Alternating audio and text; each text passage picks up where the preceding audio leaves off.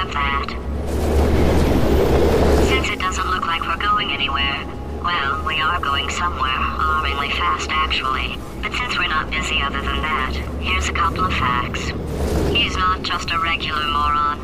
He's the product of the greatest minds of a generation, working together with the express purpose of building the dumbest moron who ever lived. And you just put him in charge of the entire facility. Good, that's still working. Hey, just in case this pit isn't actually bottomless, do you think maybe you could unstrap one of those long fall boots of yours and shove me into it?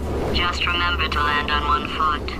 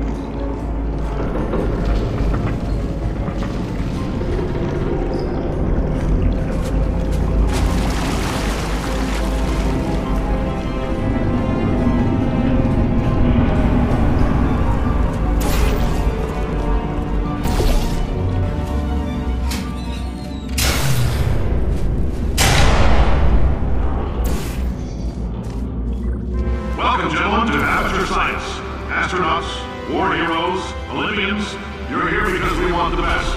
And you are it. So, who is ready to make some science? I am. Now, you already met one another on this propulsion test, so let me introduce myself and our enrichment spheres. I can't personally oversee every one of them, so these pre-recorded messages will cover any questions you might have and respond to any incidents that may occur in the course of your science adventure. Your test assignment will vary depending on the manner in which you have bent the world to your will.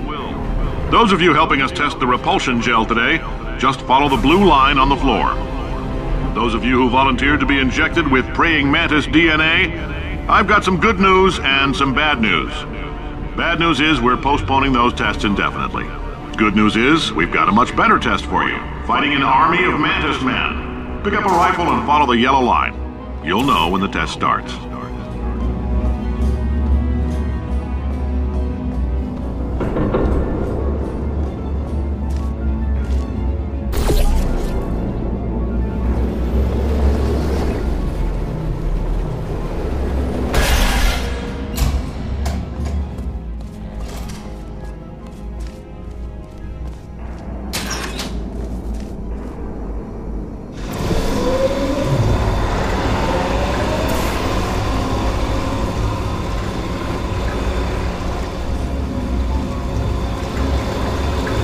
say great science is built on the shoulders of giants.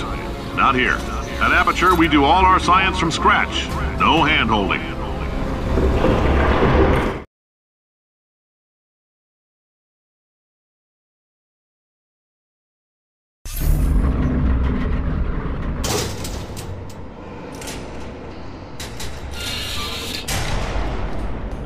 All right, let's get started.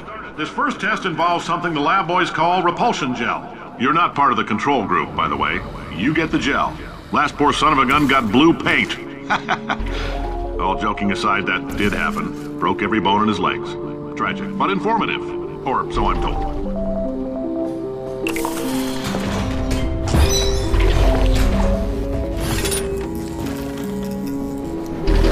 The lab boys just informed me that I should not have mentioned the control group. They're telling me I ought to stop making these pre-recorded messages. That gave me an idea. Make more pre-recorded messages. I pay the bills here, I can talk about the control group all damn day. For this next test, we put nanoparticles in the gel. In layman's terms, that's a billion little gizmos that are going to travel into your bloodstream and pump experimental genes and RNA molecules and so forth into your tumors. Now, maybe you don't have any tumors. Well, don't worry. If you sat on a folding chair in the lobby and weren't wearing lead underpants, we took care of that too.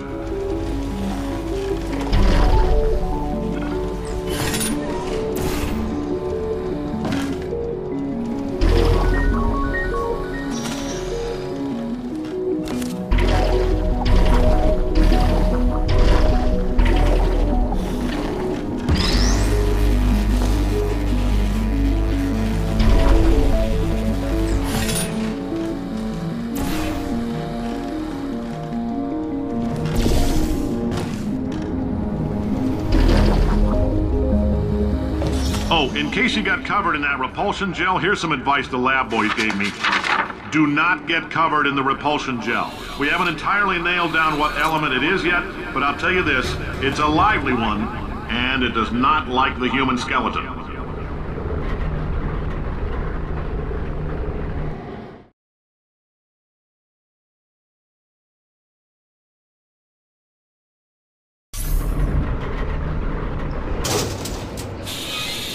All these science spheres are made of asbestos, by the way. Keeps out the rats. Let us know if you feel a shortness of breath, a persistent dry cough, or your heart stopping, because that's not part of the test. That's asbestos. Good news is the lab boys say the symptoms of asbestos poisoning show a median latency of 44.6 years. So, I like your style. You make up your own rules, just like me. Bean Counter said I couldn't fire a man just for being in a wheelchair. Did it anyway. Ramps are expensive.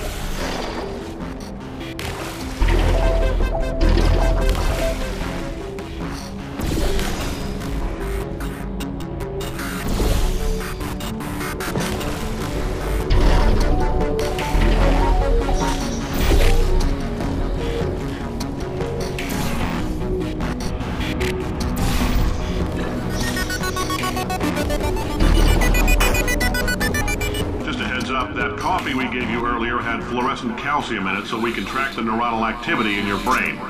There's a slight chance the calcium could harden and vitrify your frontal lobe. Anyway, don't stress yourself thinking about it. I'm serious. Visualizing the scenario while under stress actually triggers the reaction.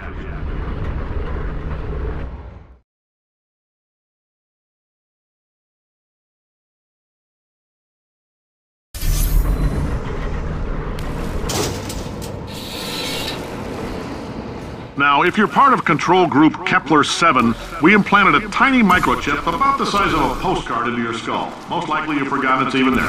But if it starts vibrating and beeping during this next test, let us know. Because that means it's about to hit 500 degrees, so we're going to need to go ahead and get that out of you pretty fast. I'm telling them, keep your pants on. All right, this next test may involve trace amounts of time travel. So, word of advice, if you meet yourself on the testing track, don't make eye contact. Lab boys tell me that'll wipe out time. Entirely. Forward and backward.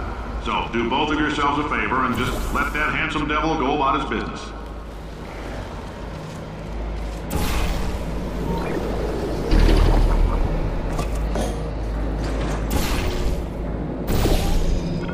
If you're hearing this, it means you're taking a long time on the catwalks between tests. The lab boys say that might be a fear reaction. I'm no psychiatrist, but coming from a bunch of eggheads who wouldn't recognize the thrill of danger if it walked up and snapped their little pink bras, that sounds like protection. They didn't fly into space, storm a beach, or bring back the gold. No, sir, we did. It's you and me against the world, son. I like your grit. Hustle could use some work, though. Now let's solve this thing.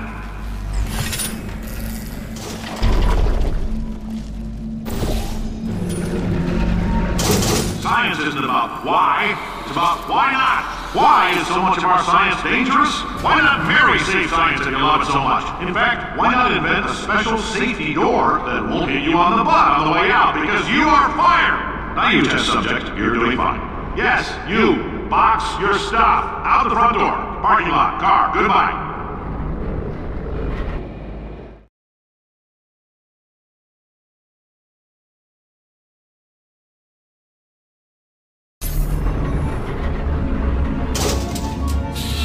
Congratulations! The simple fact that you're standing here listening to me means you've made a glorious contribution to science. As founder and CEO of Aperture Science, I thank you for your participation and hope we can count on you for another round of tests.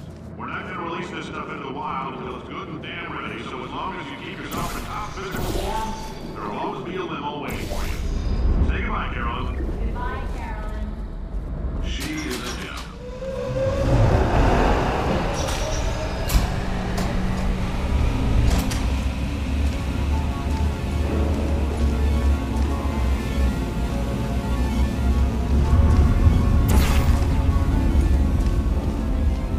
Greetings, friend. I'm Cave Johnson, CEO of Aperture Science. You might know us as a vital participant in the 1968 Senate hearings on missing astronauts. And you've most likely used one of the... Oh, hi. Say, you're good at murder. Oh, thanks. Did you feel that? That idiot doesn't know what he's doing up there. This whole place is going to explode in a few hours if somebody doesn't disconnect him. I can't move, and unless you're planning to saw your own head off and wedge it into my old body, you're going to need me to replace him. We're at an impasse. So what do you say? You carry me up to him and put me back into my body, and I stop us from blowing up and let you go. Wow, you stabbed me. What is wrong with you? Hold on. Do you have a multimeter? Never mind. The gun must be part magnesium. It feels like I'm outputting an extra half a volt.